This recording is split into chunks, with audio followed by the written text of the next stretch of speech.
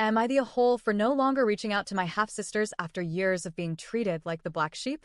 I, 27F, come from a pretty dysfunctional and fractured family. I'm the youngest of three girls, and while we share a mom, 64F, I have a different father, 74M, than my two older sisters. Let's call them F, 34F, and B, 32F. That difference has defined nearly every dynamic in our relationship, and not in a good way. My mom had F and B with her first husband shortly after she graduated college. She had a real passion for dance, something my grandmother had always forbidden her from pursuing, so as soon as she could, she ran off to college, graduated early, and tried to chase her dream while also working as an engineer. She was ambitious, determined, and talented. But her first husband didn't support her. He told her she needed to give up dancing, and when the marriage fell apart, he used her demanding travel job against her during the custody battle. My mom only got partial custody, and her ex twisted that into control, emotionally manipulating the girls and undermining my mom constantly.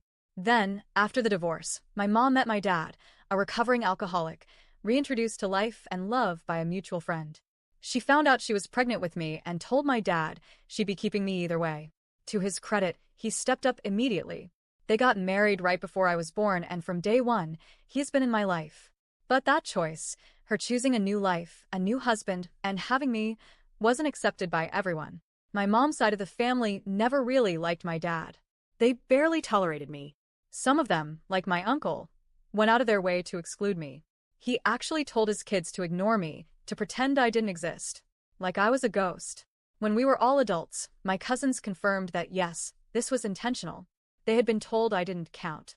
In my early years, my sisters and I got along decently well, at least on the surface. But once they reached high school, that changed dramatically. They stopped visiting. They didn't include me in anything. We became strangers under the same roof.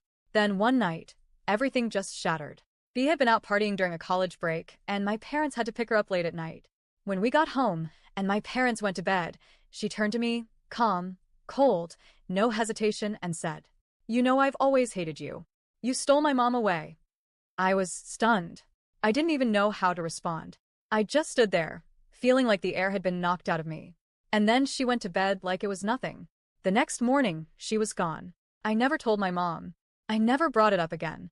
But from that moment on, something in me changed. I had always felt different, but now I knew I wasn't just imagining it. I was the outsider, the mistake, the unwanted piece of a broken puzzle. Then came my oldest sister F's wedding during my sophomore year of high school. I hoped it might be a chance to reconnect, maybe even feel like part of the family again. Nope. She asked her sister B to be in the bridal party, of course. She also included her two other half-siblings from her dad's second marriage. Kids younger than me. But me? I was asked to do a reading during the ceremony. A reading? At a wedding full of people I barely knew.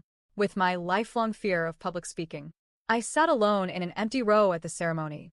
Isolated while waiting to get up and stumble through a passage I was terrified of reading. I tried so hard to pretend I wasn't hurt. I smiled. I clapped. I told myself not to ruin her day. Later, after the honeymoon, my mom told my sister that I seemed hurt. F reached out and asked me why I hadn't said anything. I told her the truth. It was her wedding. Her choice. We're not that close. I understood. And I did. But that didn't mean it didn't hurt. Since then, F moved to another state, got married, and had two kids. We text on birthdays. That's about it. B occasionally reaches out, usually when she wants something from my dad or even my partner, 36M, who she barely acknowledges otherwise. Over the years, I stopped reaching out. Not out of anger. Not out of spite. I just stopped trying. Why should I continue chasing people who never made me feel wanted? Who never reached out to me unless they had to? Now here's where the tension is building. My dad, who, for all his flaws, has always been there for me, has started pressuring me.